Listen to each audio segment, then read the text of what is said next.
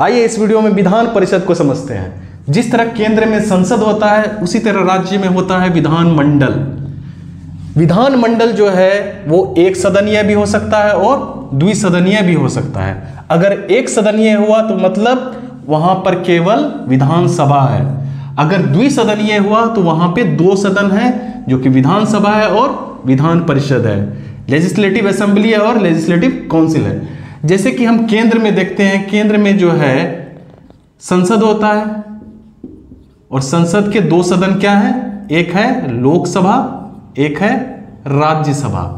तो जो काम केंद्र में लोकसभा करता है वही काम राज्य में विधानसभा करता है। जो काम केंद्र में राज्यसभा करता है वो काम राज्य में विधान परिषद करता है। विधान परिषद सारे राज्यों में नहीं है, कुछ ही राज्यों में है, उसको आगे देखते हैं। विधान परिषद पहले देखते हैं है क्या, ठीक है। तो दो सदनों में से एक सदन विधान परिषद है। राज्य के विधानमंडल में जो दो सदन अगर होते हैं तो वहां पे एक सदन जो है विधान परिषद है। तो विधान परिषद जो है उच्च सदन कहलाता है। क्यों? क्योंकि योग्यता के मामले में यह ज्यादा श्रेष्ठ है। योग्यता के मामले में इसको उच्च सदन बोला जाता है। दूसरी बात, ये जो है विघटित नहीं होती है, सतत सदन है, विघटित नहीं होती है, तो इसलिए इसको स्थायी सदन बोला जाता है। और द्वितीय सदन बोला जाता है क्यों? क्योंकि ये शक्ति के मामले में थोड़ा कमजोर है विधानसभा के, विधानसभा से शक्ति के मामले में थोड़ा कमजोर है, इसलिए इसको द्वितीय सदन बोला जाता है। विघटित नहीं होता है इसलिए स्थायी सदन, और योग्यता के मामले में इसको उच्च सदन बोला जाता है। अगर सदस्य संख्या की बात करें तो कितने सदस्य होने चाहिए विधान परिषद में, तो वो दिया गया है कि अधिकतम जो है विधानसभा सदस्य का 1/3 होना ही चाहिए। जितना आपके राज्य में विधानसभा की सदस्य संख्या है उसका 1/3 होना चाहिए। और अगर मिनिमम देखा जाए, न्यूनतम कम से कम 40 तो होना ही होना चाहिए। विधानसभा के सदस्य संख्या का 1/3 होना चाहिए या तो न्यूनतम 40 होना ही चाहिए। 40 से आप कम, इससे कम जो है नहीं हो सकता है विधान परिषद। अगर राज्य में विधान परिषद है तो मतलब वो 40 होना ही होना पड़ेगा, उससे कम अगर होगा तो वो विधान परिषद वहां पे एग्जिस्ट नहीं करेगा। जैसे एग्जांपल देखिए, उत्तर प्रदेश। उत्तर प्रदेश में कितने हैं अभी? 100 हैं विधान परिषद यानी लेजिस्लेटिव काउंसिल की सदस्य संख्या। बिहार में है 75, तेलंगाना में है 40। अब देखिए उत्तर प्रदेश में जो है विधानसभा जो है उसकी सदस्य संख्या है 403, ठीक है। अगर इसका 1/3 बात करें तो कितना हो गया? 134।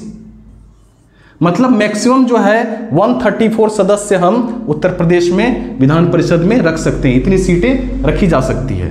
इसी तरह अगर बिहार के मामले में देखें तो बिहार में विधानसभा सदस्य कितने हैं? विधानसभा सदस्य की संख्या है 243। अगर इसका 1/3 निकालते हैं तो कितना होता है? 81। मतलब मैक्सिमम बिहार में 81 सीटें जो है विधान परिषद में रखी जा सकती है, लेकिन अभी कितना है? 75। इसी तरह तेलंगाना में देखें तो तेलंगाना में विधानसभा सीटों की संख्या है 119। अगर इसका 1/3 देखें तो 39 ही होता है। तो इसका क्या मतलब है? 39 सीट अलाउड है? नहीं है। क्यों? क्योंकि मिनिमम जो है आपको 40 होना चाहिए, इसलिए तेलंगाना में 40 सीटें दी गई है। अब देखते हैं कि ये कितने राज्यों में है, क्योंकि सारे राज्यों में तो 2 सदनीय विधानमंडल है नहीं। मैक्सिमम राज्यों में 1 सदनीय ही है जिसमें सिर्फ विधानसभा है। कुछ राज्य ऐसे हैं जिसमें विधानसभा और विधान परिषद दोनों है, मतलब द्विसदनीय है। मतलब विधान परिषद जो है लेजिस्लेटिव काउंसिल जो है सिर्फ अभी 6 राज्यों में एग्जिस्ट करती है। वे 6 राज्य कौन कौन से हैं? एक है उत्तर प्रदेश, एक है बिहार, आंध्र प्रदेश, तेलंगाना, महाराष्ट्र और कर्नाटक। आने वाले समय में आपको ओडिशा और पश्चिम बंगाल में भी लेजिस्लेटिव काउंसिल देखने को मिल सकते हैं। अब विधान परिषद यानी लेजिस्लेटिव काउंसिल के कार्यकाल के बारे में चर्चा करते हैं।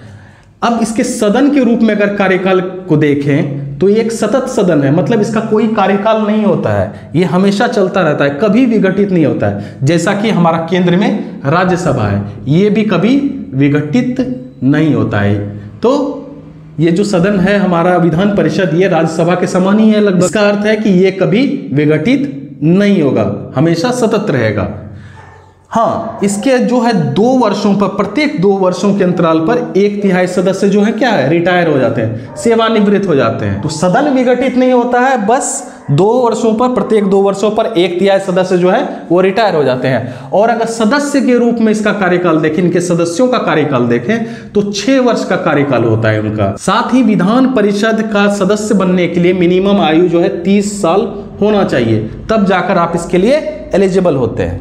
अगर विधान परिषद का कोई सदस्य जो है अपना 6 वर्ष का कार्यकाल पूरा करने से पहले या तो वो मृत्यु को प्राप्त हो जाता है या उसने रिजाइन कर दिया होता है, तब क्या होगा, तब जो नया सदस्य आएगा उसको कौन सा कार्यकाल मिलेगा।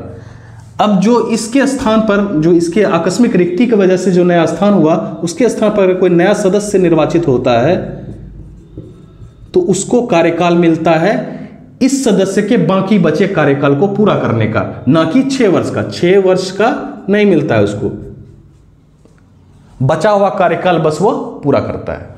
अब देखते हैं कि विधान परिषद का निर्माण या समाप्ति यानी लोप कैसे होता है। तो इस प्रक्रिया का वर्णन अनुच्छेद 169 में किया गया है। आर्टिकल 169 के तहत इसका निर्माण और समाप्ति का प्रक्रिया समझाया गया है। इसमें कहा गया है कि राज्य के विधानसभा द्वारा विशेष बहुमत से पारित प्रस्ताव पर संसद द्वारा साधारण बहुमत से कानून बनाकर इसका निर्माण किया जा सकता है या तो इसका समाप्ति किया जा सकता है। मतलब पहले तो राज्य का जो विधानसभा है, लेजिस्लेटिव असेंबली है, ये क्या करेगा, विशेष बहुमत द्वारा एक प्रस्ताव पारित करेगा, फिर वह जाएगा कहाँ, संसद में। फिर संसद में जो है वो साधारण बहुमत से पारित होता है और उस पर कानून बनाया जाता है। फिर जाकर किसी राज्य में उसका लेजिस्लेटिव काउंसिल का यानी विधान परिषद का निर्माण किया जा सकता है, या तो किसी राज्य में ऑलरेडी है तो उसका लोप किया जा सकता है। जैसे जम्मू कश्मीर में इसका लोप किया गया, इसका समाप्ति किया गया था। तो अनुच्छेद 169 इसके निर्माण और समाप्ति पर जानकारी देता है। अब देखिए, ये जो निर्माण का गठन का प्रक्रिया है, ये जो है अस्थायी है। गठन का प्रक्रिया ये अस्थायी है, ये अंतिम नहीं है। संसद इसमें क्या कर सकता है, संसद इसमें संशोधन कर सकता है। संसद क्या कर सकता है, संशोधन कर सकता है, इसमें संशोधन करके प्रक्रिया को चेंज कर सकता है, लेकिन अभी तक ऐसा हुआ नहीं है। अब देखते हैं इसका गठन कैसे होता है। ये तो निर्माण की प्रक्रिया है, गठन होता है एग्जैक्टली कैसे है, कैसे इसमें वोटिंग होता है। तो इसमें जो है कुल सदस्य का जितना भी सदस्य है, जो भी ये सदस्य यहाँ पे दिख रहे हैं आपको, उत्तर प्रदेश में 100 है, बिहार में 75, तेलंगाना में 40, तो इस टोटल का जो भी जिस राज्य में है उस राज्य में उस टोटल का 5/6 जो है वो निर्वाचित होता है और 1/6 मनोनीत होता है। इस टोटल संख्या जितना भी संख्या है, कुल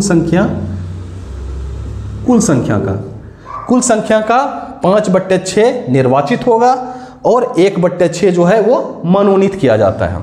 तो निर्वाचन जो होता है इसका वो प्रक्रिया है अप्रत्यक्ष, आनुपातिक, एकल संक्रमणीय मत प्रणाली द्वारा। जैसे राष्ट्रपति का होता है उसी तरह अप्रत्यक्ष, आनुपातिक, एकल संक्रमणीय मत प्रणाली के द्वारा। अब जो ये निर्वाचित है 5/6 कुल का, तो उसमें भी अब 1/3 जो है ये विधानसभा सदस्य डिसाइड करते हैं, इनके द्वारा होता है विधानसभा लेजिस्लेटिव असेंबली। 1/3 विधानसभा सदस्य द्वारा होता है, 1/3 जो है स्थानीय निकायों द्वारा होता है, जैसे नगर पालिका, जिला बोर्ड, ये सब के द्वारा इत्यादि इत्यादि जो भी है। तो 1/3 जो है स्थानीय निकायों द्वारा होता है, 1/3 जो है विधानसभा सदस्य द्वारा होता है, 1/12 इस 5/6 का 1/12 शिक्षकों के द्वारा होता है। वे शिक्षक जो हैं 3 साल से अध्यापन का कार्य करा रहे हो और माध्यमिक या उससे ऊपर उच्च कक्षाओं को पढ़ाते हो तब। और 1/12 इस 5/6 में 1/12 स्नातकों द्वारा, जो 3 साल पहले स्नातक कर चुके हैं, मतलब 3 साल से रजिस्टर्ड हो, ये इनके द्वारा निर्वाचित किए जाते हैं 5/6 कुल का। और बाद बाकी का इस कुल का 1/6 जो है ये राज्यपाल के द्वारा मनोनीत किए जाते हैं, जिसका आधार क्या है, साहित्य, कला, विज्ञान, समाज सेवा, सहकारिता। और राज्यपाल द्वारा जो मनोनीत सदस्य होते हैं इसको अदालत में आप चुनौती नहीं दे सकते हैं। ये राज्यपाल के पास पावर होता है, वो इस आधार पर जो है वो सदस्य को मनोनीत कर सके। तो इस तरह विधान परिषद का गठन होता है। तो टोटल संख्या का निर्वाचित होता है 5/6 और मनोनीत होता है 1/6। उम्मीद है आपको विधान परिषद यानी लेजिस्लेटिव असेंबली अच्छे से समझ में आया होगा। बहुत ही इंपॉर्टेंट टॉपिक है, एग्जाम में क्वेश्चन बनते ही बनते हैं। तो वीडियो अच्छा लगा होगा तो अपने दोस्तों के साथ शेयर करें, हमारे चैनल को सब्सक्राइब करें। Thank you very much.